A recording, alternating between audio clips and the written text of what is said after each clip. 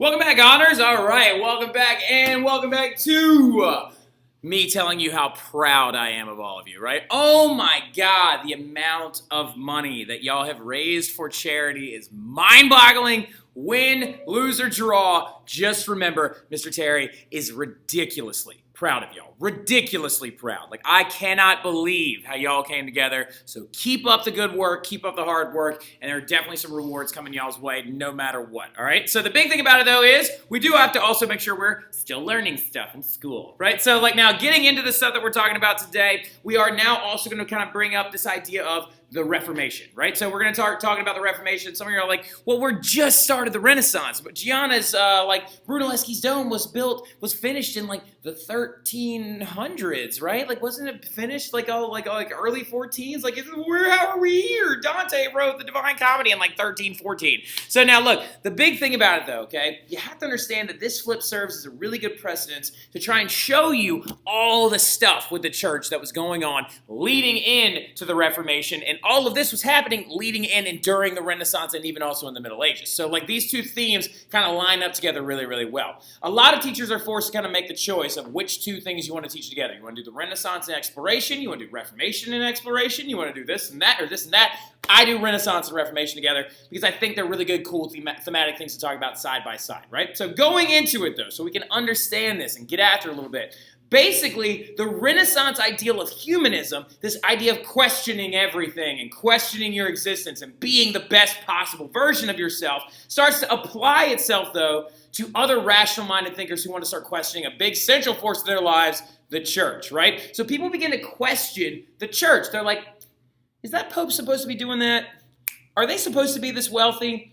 Are they supposed to be buying goods that are worth millions of dollars? Are they supposed to be painting the Sistine Chapel ceiling that costs several $1,000,000? Shouldn't they be focusing on maybe redistributing that money to other people? So a lot of these questions start popping up, right? And it starts questioning the church, which is going to inherently lead to this movement called the Protestant Reformation, right? And the Protestant Reformation is a movement that kind of breaks up the religious unity of Europe and kind of leads to this concept of religious plurality, all right? So do me a favor, write that word down, religious plurality. Plurality means now there's a bunch of new churches, right? So for a long time, the unified church that existed in Western Europe is going to be the Roman Catholic Church, right? So the Roman Catholic Church is going to be the post-Great Schism church. Now, some of you are like, well, what about Eastern Orthodox? Well, the Eastern Orthodox Church, after the Great Schism of 1054, is going to be over towards the Byzantine Empire, Greece, Russia. They're Orthodox, right? But Western Europe, which includes your big dogs like France, Italy, Spain, Portugal, England, the Holy Roman Empire, all those guys were Catholic, right? They're all unified Catholic. Now, what's going to happen, though, in the Reformation is a lot of people are going to start realizing that that Catholic Church did become a little bit corrupt. It became corrupt, and it led to people questioning it, and the Renaissance is going to be the driving force that leads these new thinkers to basically create new types of Christianity, right? New subclasses of Christianity or denominations, right? That's another important word, denominations. And we'll get to that one a little bit later on. So this led to the establishment of a number of new churches. That's the Protestant Reformation. And the Reformation lasts from about, give or take, like, if you had to put a year on it, you're like 1450 to about 1648, right? So, like, I know you are like 1648, why such a particular number? A big war broke out. We'll talk about it later. So, getting into it, though. During the Middle Ages and during the Renaissance period, the church was falling subject to a lot of financial corruption, a lot of abuse of power corruptions, and I don't mean like the church was abusing its power. I mean the people that ran it were abusing their power. Immorality of the popes, they're getting caught up in worldly affairs, they're competing with kings and princes for power, and it's like, you're not supposed to be doing that. One of the biggest red flags of the entire Middle Age period was most definitely, without a doubt, this concept of papal supremacy. Like, why is a pope trying to exert power over top of a king, right? There was literally a king and a pope, Gregory VII and Henry IV of the Holy Roman Empire. They got into this massive debate with each other, and then Gregory VII ended up passing an interdict and excommunicated Henry IV, and then Henry IV had to apologize, and then the Pope Gregory made him wear a hair shirt and like all this other stuff. Pope Gregory VII forced people to kiss his feet before they talked to him. I know some of y'all Gen Zers be like, oh no, we don't do feet here in Gen Z, right? Gen Z does not do feet. So like a lot of y'all be like, sorry Pope, but nah dog. Now the big thing about it though is you have to understand that a lot of these abuses of power are popping up, and it's starting to lead people to question things and being like, are you supposed to be doing that? So the thing going forward though, after all this corruption happens, you have to understand one big important thing we're talking about here. We have to talk about those particular examples of church corruption. Now, you're going to need to know all of these. You're in an honors class. You're going to need to be able to remember all these, but there's something else you need to remember too. Quick disclaimer. Mr. Terry is in no way implying that there's anything wrong with the Catholic faith itself. Before any of y'all try to pull a little, Mr. Terry said. No, he did not, all right? This is on video. It's on the internet. It's out there, right? No one is saying that the Catholic faith itself was messed up. We're saying that people that were running it during the Middle Ages and during the Renaissance, the human beings involved, were kind of corrupt, right? So to name a few of these examples of corruption and weird things that were happening in the church and stuff like that, let's talk about a few of them out the gate, right? So first and foremost, you've got papal supremacy, right? Papal supremacy is a huge issue because popes are becoming more like political figures than they are becoming like religious leaders, right? So bad popes oftentimes operated more like monarchs of states, right? So mainly when you look at it, right, for example, the papal suprematic power exuded itself from a central Italian state. There was literally a state in the middle of Italy called the Papal States, where the Pope operated like a king in and of himself, right? He passed taxes and laws, and he had armies and hired mercenaries. What are you doing, bro? You're not supposed to be doing this stuff. You're not supposed to be getting caught up in government. You're supposed to be saving souls and leading lives, right? So the thing about it is that's a big issue because they were waging war. They were taxing people. They were leading very lavish lives in the Papal States, right? And also, there's another couple of big examples. One is the Cadaver Synod of 897, right? The Cadaver Synod of 897 was literally when two popes had a bickering argument, but one of those popes was dead. All right, so looking at this picture, Pope Stephen, right here, pictured right here, accused this pope, Pope Formosus, of being a terrible pope, a heretic, and needing to be excommunicated, and also, if he was still alive, burned at the stake, right? I'm not kidding when I tell you this. Pope Formosus was dead, and he wasn't just kind of dead, he was really, really dead. He had been dead for several months, so his body was decomposing and stuff like that, and Pope Stephen said, dig up Formosus, I want to put him on trial. And they put Pope Formosus in front of an inquisition. And Pope Stephen, accuses him of several different crimes in front of all these cardinals and stuff like that, saying, you have violated the church law and blah, blah, blah, blah, blah. And some of y'all are probably thinking to yourself, wait a second. How did this dead pope speak for himself? You see the shadow in the painting right there? There was an Italian deacon that had to, or not a deacon, but an Italian priest, a young one, that had to sit behind the dead body of Pope Formosus and answer for the questions that Stephen was asking. And Stephen told that guy to say, oh yeah, I did it, I'm guilty, whatever. So basically it would be like, Pope Formosus, do you admit you did these things? And the Italian guy behind him would be like, yeah, I did it. And it's just a dead body, just laying there, right? So now the really cool thing about this, though, is what's going to end up happening is Pope Stephen finds this dead body, guilty of this, has the dead body's blessing fingers cut off, has the body dragged through the streets of Rome, and then thrown into the Tiber River.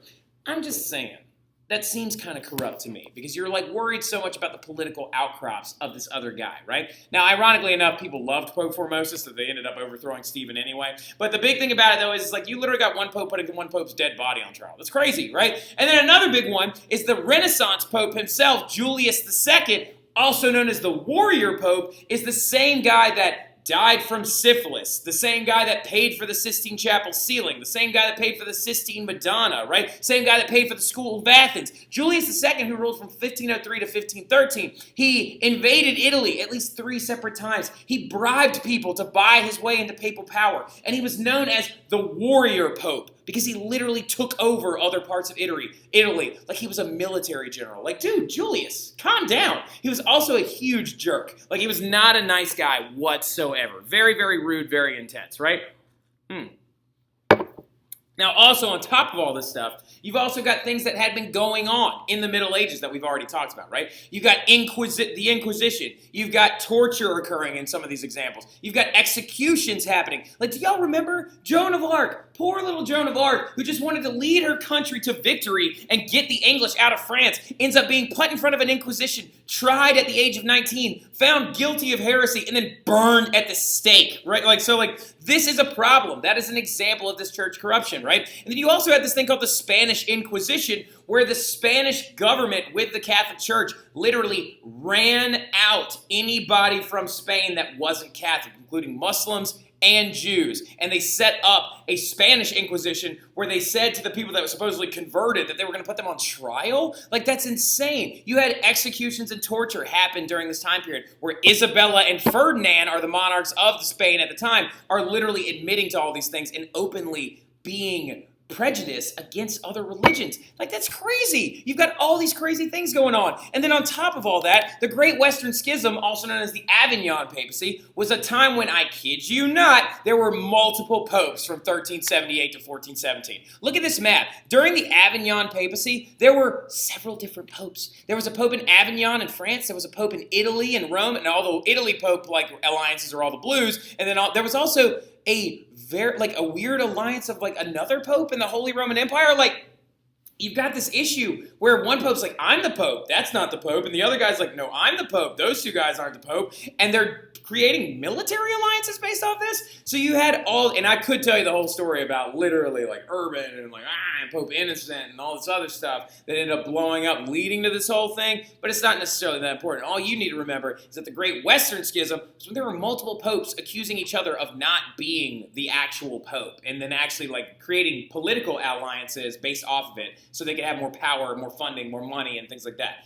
This is crazy. The Catholic Church was not being ran very well at all during this time period, right? And then on top of all of it, in some of the earliest Renaissance works, you've got people exposing them and openly making fun of them. This right here is an engraving from Dante's Divine Comedy. That's Dante right there. That's Virgil guiding him through the Inferno. These people are priests that are on fire in cauldrons upside down in one of the lower levels of hell, closer to the 6th or the 7th circle. And they're upside down, and apparently demons would fly in and burn the soles of their feet. And Dante right now is asking this guy, what did you do that put you in hell? And he's like, oh, I'm a priest that committed simony, right? So simony was the buying and selling of church offices, where you could literally purchase a church position based off of who you knew, right? So Dante made fun of them by putting them in hell, right? So that's a very intense thing. Simony's a huge problem. Nepotism's a big problem, where they would give certain positions to people based off who they were, who their family was, who they knew, how much they could bribe someone with, da-da-da-da-da-da-da-da. That's insane. And then you have one other big issue called pluralism. Pluralism is when priests would hold multiple different offices and collect all the salaries from them and lead very, very rich, very, very lavish lives, right? This is crazy. You've got a lot of examples of church corruption. And also, though, coming back to it again, no one's saying that anything's wrong with the Catholic faith. The Catholic faith is still fantastic. The Catholic faith was still really awesome. Their practice of worshiping Christ was still a really important thing. But I'm just saying the people that were running the place were a little messed up, right? So, so that's a big thing that you need to know and understand. And so also another huge thing is y'all all know of one reformer that apparently started this whole thing off, right? Y'all are all like, oh, and then Martin Luther showed up? Nah, not yet. There were actually several reformers that came long before Martin Luther, right? One of the most famous ones from the Renaissance period is this guy, a guy by the name of Desiderius Erasmus, right? So we've got 3 that we'll talk about, but I could talk about 4 or 5. I could talk to you about Marsiglio de Padua and the Conciliar movement and all this other stuff, but we're not going to worry about all that. So Desiderius Erasmus, oh, by the way, these next 3 reformers are in no particular order. I'm just talking about them in a way that makes sense to me, all right? So Desiderius Erasmus was alive under the reign of Pope Julius II, right? He is considered the father of Christian humanism. So he took the concepts of the Renaissance, the humanist concepts of the Renaissance of questioning everything, and he applied it to the Christian faith, right? And Christian humanism is this concept that Christianity should be a guide to life, not a checklist to get into heaven. So Desiderius Erasmus kind of knocks against the sacraments, and he's like, maybe we shouldn't be living our lives checking off boxes constantly, trying to figure out where we're going to go and how we get there based off this checklist of I did the sacrament, I did the sacrament, I did the sacrament. Because he's basically saying that we don't know how pure of heart you are. We only just know that you were trying to basically check things off of a box like it's a Starbucks punch card, right? So that's a big thing. And then also, he did something very inflammatory to the Catholic Church. He translated the Bible into the first vernacular language. He translated it into Greek, right? People can read and write in Greek. So since they can read and write in Greek, that means that they can read and write it without having to depend on a priest, right? He also exposed Catholic Church corruption in his very, very famous book called The Praise of Folly. In The Praise of Folly, he actually writes and literally makes fun of Pope Julius, the Pope at the time, multiple different times. He actually has a image in his book known as The Praise of Folly called Julius outside of heaven.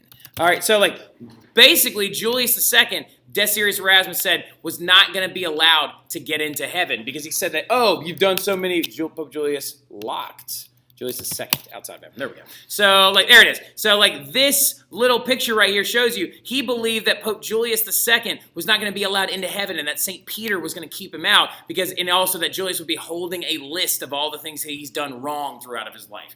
So, Desiderius Erasmus wrote a book saying that the Pope himself is not going to get into heaven. That's intense, right? That's a very, very open, egregious, insult towards the people running the Catholic Church at the time. So, he is an early reformer, but a big thing about him is, though a lot of people don't consider him a reformer because he also always remained Catholic. He never stopped, right? Now, you got a couple other reformers as well. You got one named John Wycliffe. John Wycliffe was an English priest that actually believed that the church should give up all of its earthly possessions, right? He was like, we should give up all of our earthly possessions. We should give back all of these rich things. We should stop buying art and all that stuff. And we should just focus on the poverty principle set forward by St. Benedictine and actually worry about saving souls rather than spending money that we're making right now. He's going to die, and then he's going to be excommunicated after he's already dead. Once they discover his writings, he's already been dead for a pretty good while. They excommunicate John Wycliffe. They then dig up his dead body, they burn it, and then they throw it out into the woods somewhere, right? So, just because he said we shouldn't try to be wealthy, right? That's a big thing. His body was literally dug up and burned out of spite. That's so intense, right? And so ridiculous. And the biggest one, the most famous one out of all the early reformers, is a guy by the name of Jan Hus. So Jan Hus was a Bohemian, which means Czech, as in Czech Republic, and he was a priest. He is the first big reformer. He is just a priest that spoke out against the immorality of the church, right? He advocated for a lot of different things. He advocated that at Mass, you should receive the bread and the wine, not just the bread, right? He said that priests should be allowed to get married, which the Catholic Church hierarchy was like, what? So he's going against tradition openly, right? He said that the Bible should be translated into vernacular languages for all people to read. And the priests were like, no, it must remain in Latin. So Jan Hus is obviously going against them immediately, right? And so on top of that, he translated the Bible into Czech, right? He said that we should get rid of purgatory because it doesn't make any sense. He said that we should eliminate simony, which is the buying and selling of church offices that Dante made fun of. And he also said we should stop any future crusade because they are pointless and we are leading to dead people dying in wars over faith. And that right there is Jan Hus. But what ended up happening to Jan Hus after he translated the Bible into Czech, and he actually gained followers. So technically, he is the first successful Protestant reformer because the first successful Protestant church were these people called the Hussites, right? Now, the thing about it is you don't know any Hussites anymore because the Hussites were so good at hiding to avoid persecution that they all ended up dying. So the big thing about it, though, is he's going to be summoned to this thing called the Council of Constance in 1415. And at the Council of Constance, he was told that he was going to be safe and it was just going to be a debate. He arrives, he's put on trial for heresy in front of an inquisition, and then he's burned at the stake, right? So Jan Hus dies from being burned at the stake just for openly saying we should change things about the church. And he existed 100 years before Martin Luther ever did his works, right? And so that is where we're going to stop, and then we're going to pick up on all the Martin Luther stuff in our next flip. But I'll see y'all then. Y'all have a great weekend, and again, so proud of y'all. Keep up the good work.